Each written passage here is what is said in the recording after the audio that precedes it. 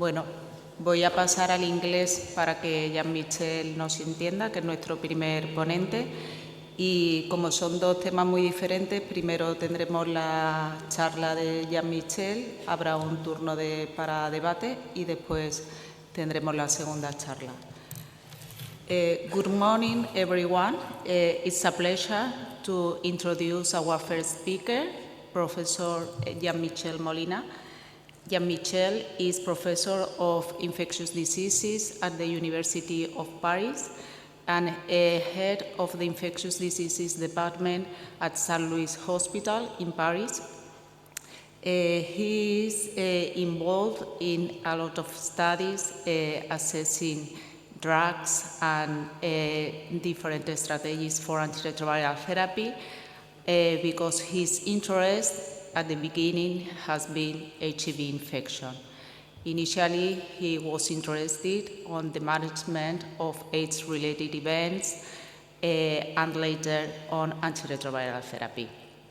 He has been also involved in the French Agency of AIDS Research, where he has chaired the clinical trial group for the last 12 years. He also has a wide clinical experience with more than 6,000 people with HIV being followed in his unit. And as you know, he recently has moved his interest for the prevention of HIV transmission with antiretroviral therapy. You know that he has led the Hypergay PrEP trial, and most recently he is interested on analyze the prevention of other sexually transmitted infections with antibiotics or vaccines. His talk today is Current and Future Options for Biomedical Prevention of HIV and STIs, and we are looking forward listening to you. So, Michel, the microphone is yours.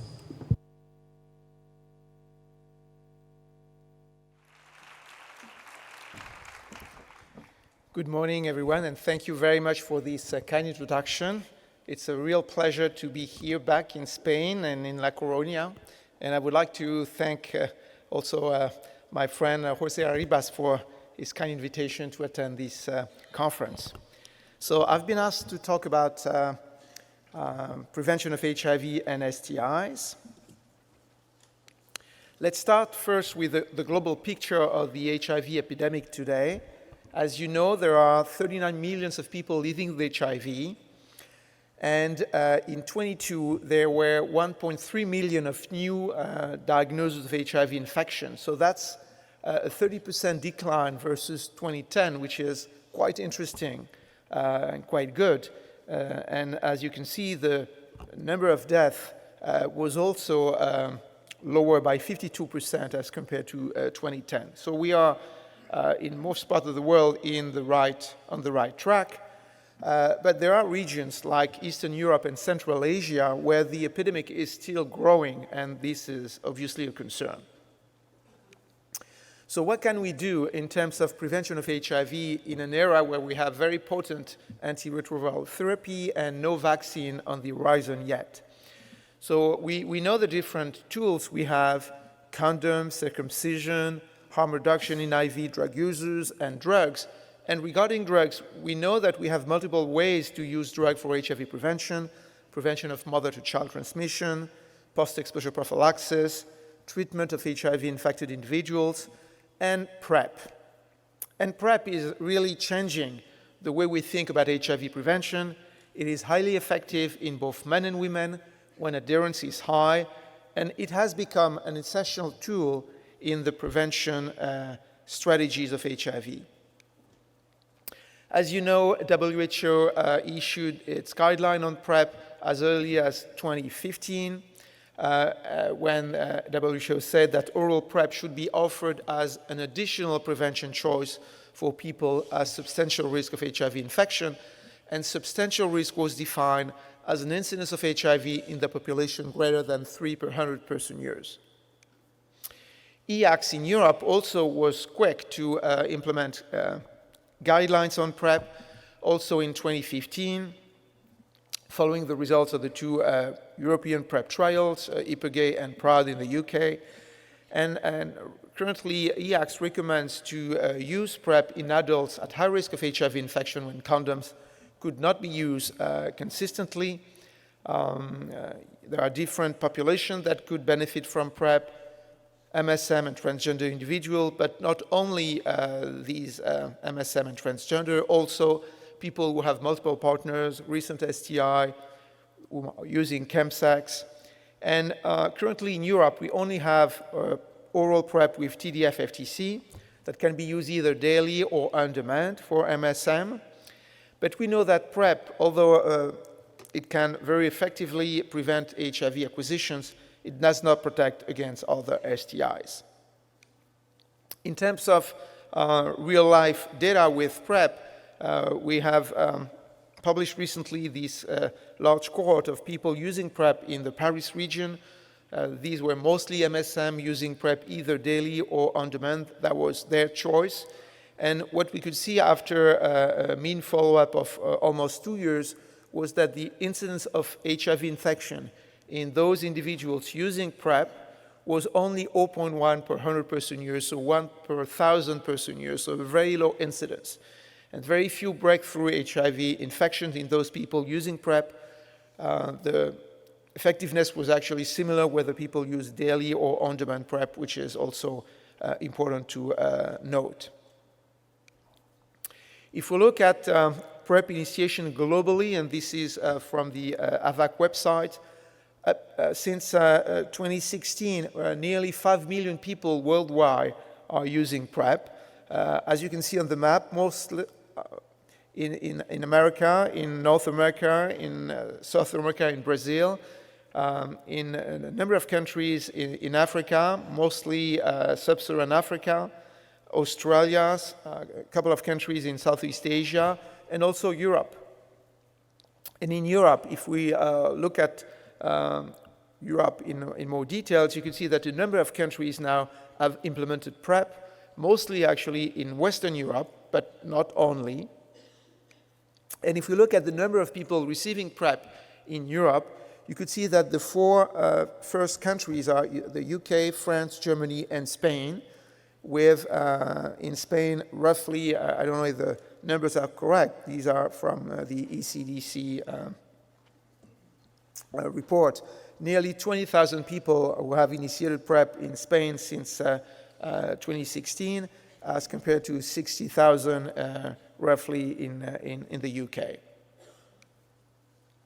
But there are indeed barriers to PrEP implementation in Europe, and when you ask countries why they have not implemented PrEP yet, the two main reasons were concerns about increased transmission of other sexually transmitted infections and concerns about lower condom use. But there are additional barriers to PrEP scale-up.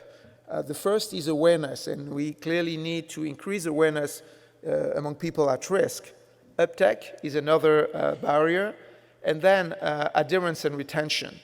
And that's something quite important because we know that adherence within the first 6 months after PrEP initiation is suboptimal, around 38 to 40%. And what we know as well is that people who discontinue PrEP are very high risk, 7-fold higher risk of HIV infection as compared to those remaining on PrEP.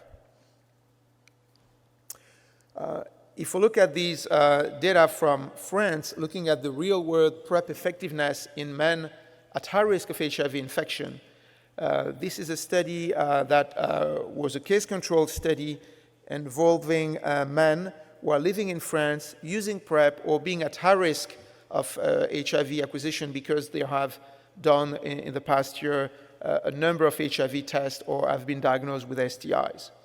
And so using the National Data Health report, 46,000 people were identified, and among them, 256 cases of HIV infection were matched to 5 controls. And what you can see on the first row is that among people not using PrEP, you could see that 71% of the cases were among those non-PrEP users. and only 51% of the controls. And if you look now at people who use PrEP, overall, they represented only 29% of the HIV cases. But when you look at the duration of PrEP in those using PrEP, you can see that in those who have used PrEP, more than 75% of the follow-up, PrEP effectiveness was 93%. Overall, it was only 60%.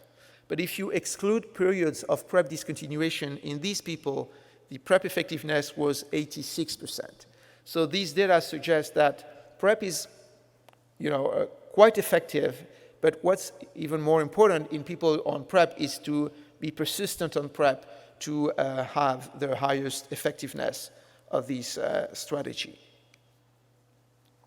PrEP is not only for men, it works also very well in women. And these are data from our colleague in the US. This is a pooled analysis of demonstration project in sub-Saharan Africa of PrEP in young women, nearly 3,000 women. And you could see in this graph that in women who are consistently using PrEP 7 days a week, the incidence of HIV infection is 0. And if you actually use fewer tablets, 4 to 6, then you increase incidence to 0.1, which is still very low. But in those women with low adherence, less than 2 pills per week, at the bottom of the graph, you see that the HIV incidence is 1.27. So here again, data suggesting that PrEP is effective, but when you start PrEP, you should stay on PrEP. And adherence to PrEP is highly correlated to PrEP effectiveness. But there are limitations to oral PrEP. We know that there are stigma associated with pill intake, in particular in countries where PrEP is not yet fully accepted. There are some gastrointestinal adverse events. And as I said, adherence to pill is an issue. And that's why new agents for PrEP are welcome. And recently, WHO, last July, recommended that long-acting injectable cabotegravir could be also offered as an additional prevention choice for people at risk of HIV. And this recommendation was based on the results of 2 large phase 3 trials run by the HPTN. The HPTN 084, which was a double-blind, double-dummy trial comparing in young women in sub-Saharan Africa, oral PrEP with TDF-FTC versus injectable PrEP. And what you can see on the left-hand side was that the HIV incidence was only 0.2 with cabotegravir versus 1.86 with TDF-FTC. So the hazard ratio was 0.11, suggesting that there is a 90% better effectiveness of cabotegravir versus oral TDF-FTC. And this is quite provocating in these women. When you look at the data in more details, it appears that the difference between the incidence of oral PrEP versus injectable PrEP was mainly due to adherence again. In the right-hand side, you can see that the coverage of cabotegravir injection was nearly 90%. These women actually came to the visit and then received the injection at the clinic and were paid to actually attend the clinic visits. On the other hand, when you look at adherence to tenofovir and tristatabine, and if you look at the red bars, when the drug concentration was above 40 nanogram per ml, which is consistent with the daily use of PrEP, you could see that as early as week 4, only 60% of the women were using oral tablets daily, and this proportion dropped to 34% after a year. So clearly in the setting of this trial, which was double-blind, where every woman received an injection and then were asked to continue tablets between injections, adherence to tablets were low, and that explained mostly the difference between the two strategies in terms of effectiveness. The same results were obtained in MSM in the HPTN 083 trial, and again, the incidence with oral PrEP was actually much higher, 1.2 versus 0.4 with cabotegravir, with here hazard ratio of 0.34, so a better effectiveness of cabotegravir by 66%. What about Europe? Cabotegravir has received a marketing authorization in September 15 of this year for Europe to prevent sexually transmitted HIV infection in adults and adolescents. Overall lead-in that you may want to use to assess the safety of cabotegravir is optional.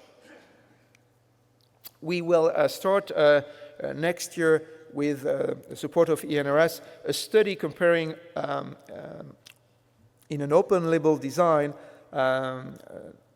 TDF-FTC versus cabotegravir long-acting in MSM already on PrEP to make sure that in an open label design, the persistent on PrEP would be similar with the two strategies. So that's a study that is going to start next year and should continue for 3 years to make sure that on the long term, the adherence to injections is as good or even better than adherence to pill when people actually know what they are receiving. But there are also limitations with cabotegravir because the injections have to be repeated every 2 months. They cannot be self-administered. They are intramuscular injection. You need a nurse.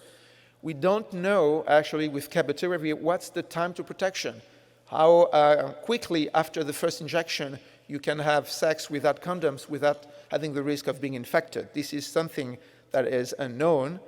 There are some injection site reaction, but also there are breakthrough infections despite the use of cabotegravir on time with viruses that can become resistant to integrase inhibitors with potential cross-resistance to dolutegravir. So that's an issue, and cost is also an issue, and the way we can deliver cabotegravir injection in our clinics, which are already overburdened with patients and care. That's why it's interesting to look at other options for the future, and this is a study that will start quickly in the US, assessing a new reverse transcriptase translocation inhibitor.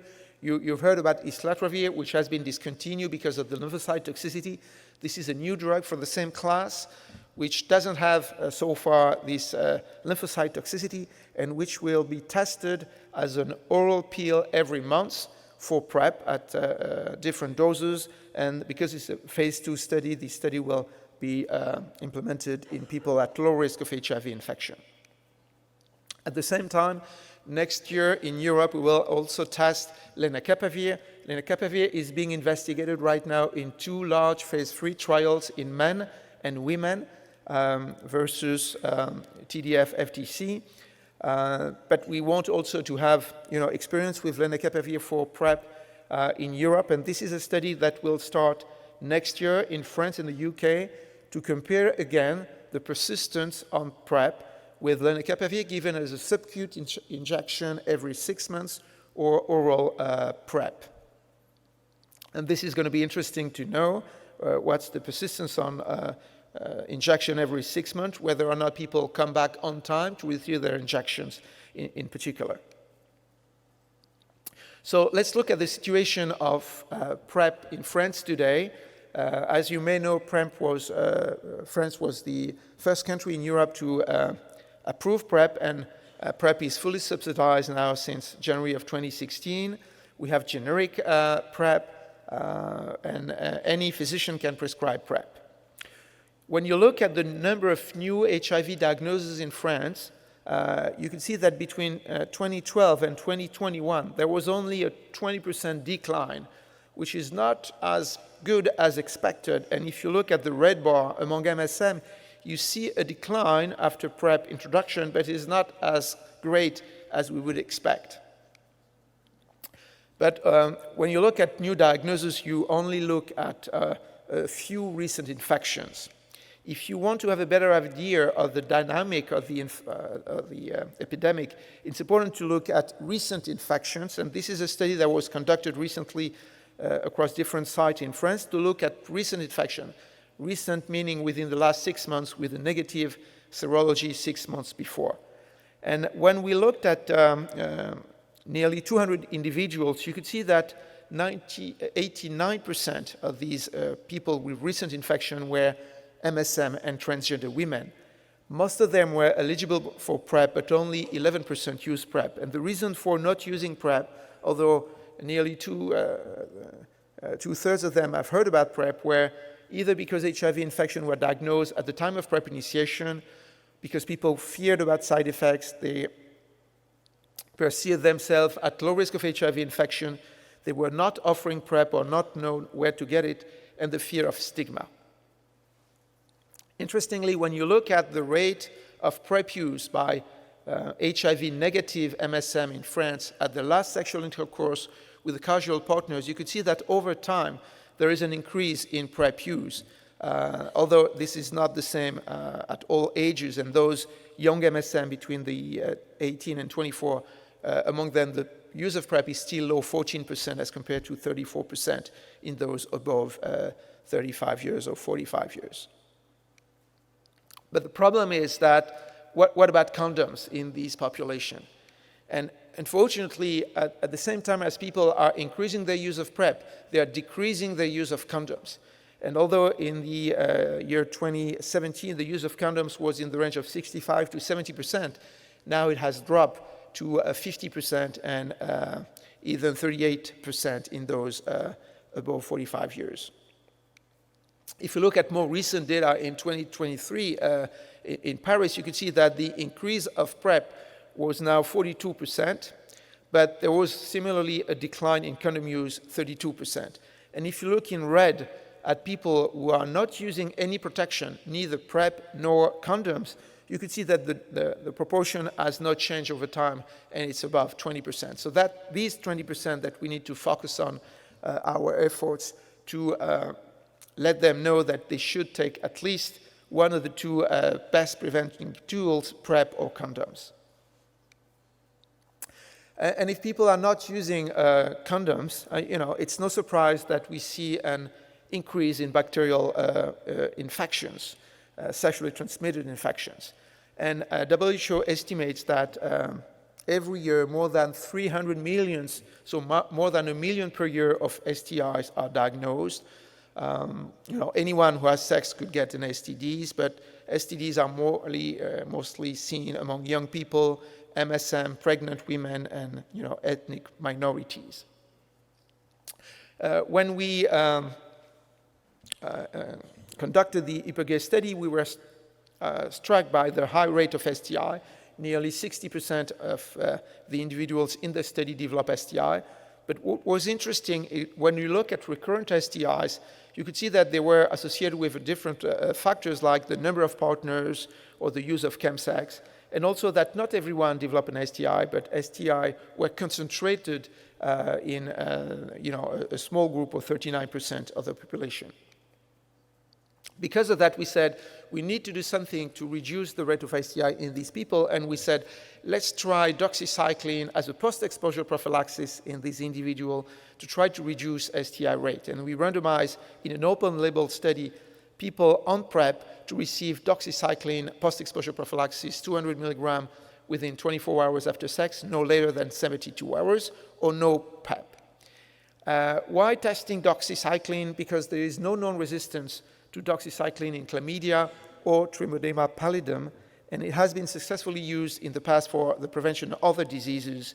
And gonorrhea in France is already quite highly resistant to doxycycline, so there is no much harm you could do using doxycycline. What did we see? We see a pretty important reduction in the incidence of the first episode of STI with a hazard ratio of 0.53, so nearly 50% reduction of STI in the study. If we look at chlamydia, you can see that the incidence was reduced by 70%. The same reduction was seen with syphilis, 70% reduction, although the numbers were low. You see only 10 cases of syphilis in the no PrEP arm, 3 in the PrEP arm. So we need to confirm these data, and our colleague from the US presented at the AIDS conference in 2022 the results of the doxy-PEP trial, which has been published in the New England Journal of Medicine since then.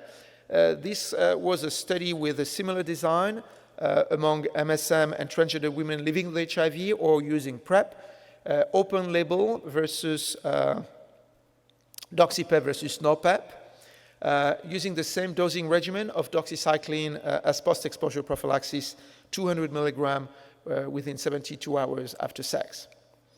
And they report the same reduction of STI incidence, whether you look at the PrEP cohort or the people living with HIV cohort, with an overall reduction of STI incidence by 65%.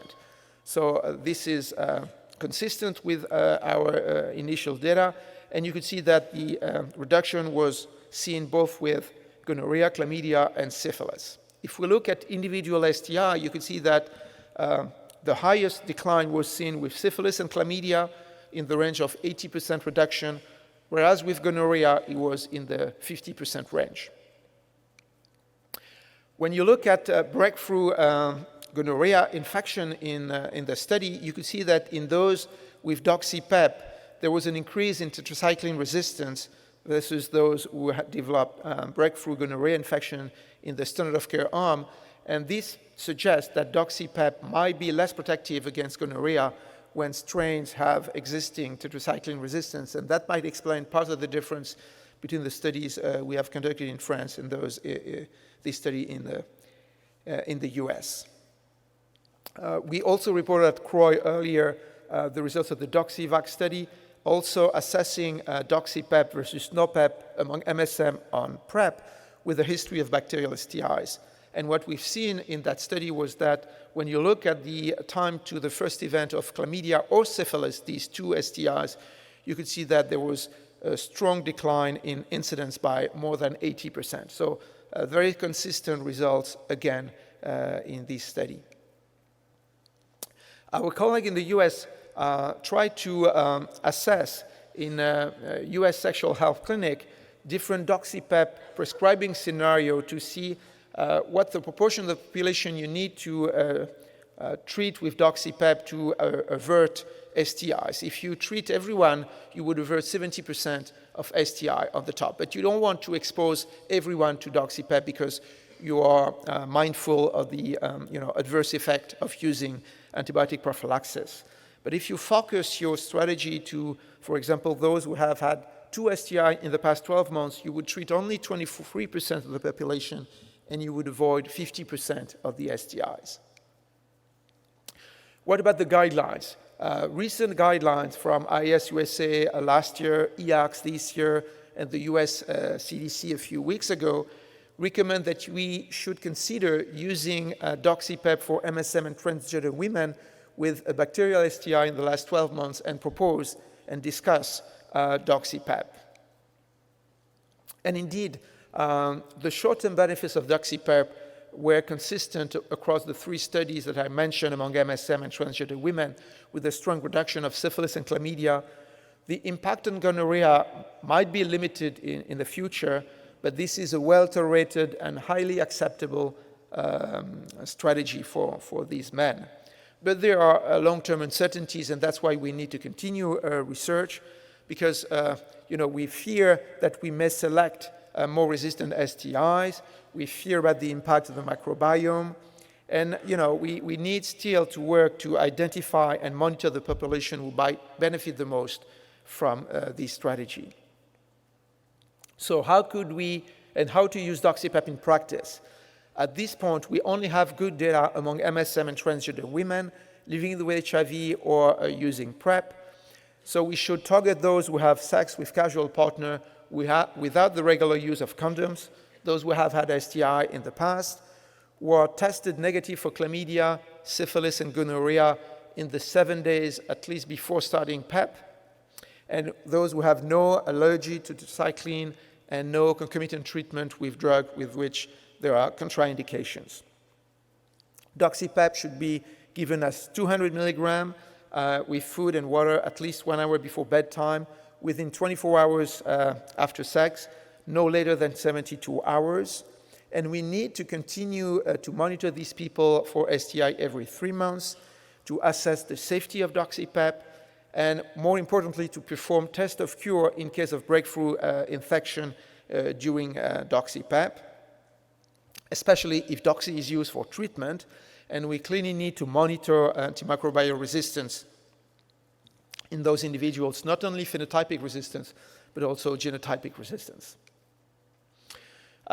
This slide is to show you the result of a study that was conducted in the US among young black MSM in Atlanta, the PEACH project, in which these young individuals were proposed to use daily or oral PrEP, the on-demand PrEP, or doxy post-exposure prophylaxis as an initiation of preventive strategies. And what is interesting is the selection by these young individuals of the different options.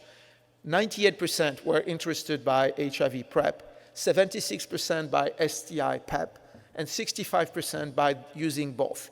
So this is to let us know that these are attractive preventive strategies for young people. So in summary, I'd like to close by reminding you, but you know that incidence of HIV and STI are very high in key populations. That HIV PrEP and STI PEP are highly effective biomedical tools, that they should be used in combination with condoms, at least at a population level, to offer the best prevention against HIV and STI. We need to improve and increase awareness campaigns for condoms and biomedical prevention of HIV and STIs. These campaigns are insufficient, at least in France. And our goal is to increase the level of protection at the individual level or at the population level against HIV and STI to reduce their incidence. And we should involve in the discussion all stakeholders, infectious disease specialists, microbiologists, public health experts, the politicians, and also, and obviously, the community. With that, I'd like to close and thank you for your attention, and also thank the colleagues who share their slide for this presentation and the support we received over the last couple of years for a number of partners, and in particular, ENRS. Thank you very much. Muchas gracias.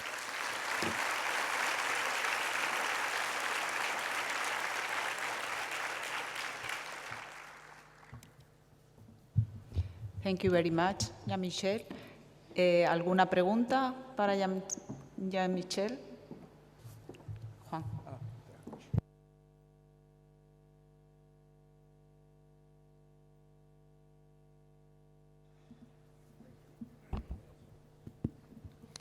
Thank you, Dr. Molina, for your excellent talk. I have a question. When you show the graph with all the new cases of HIV diagnosis in France, spanning from 2012 to 2021, besides PrEP, among those years, for example, the START trial came out in 2015, and also we also have in these years the introduction of integrase inhibitors. So to what proportion of this decrease do we have any data is attributed to PrEP or to the other things? Yes, this is a very good question. It is difficult from these data to know exactly what the proportion of cases that have been averted by PrEP. What we know right now in France is PrEP is almost only used by MSM, 97%. And among those MSM, and we have more recent data that I couldn't show because they are under embargo until next week, when the Public Health France will present the new data, but I can't speak about these data.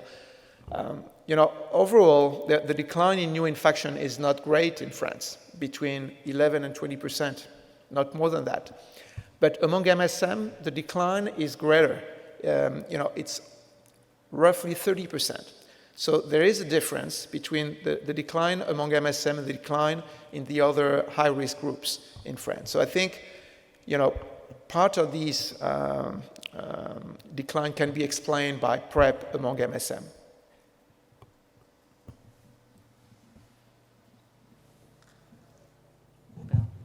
¿Alguna otra pregunta? Jean-Michel, I want to ask you two questions.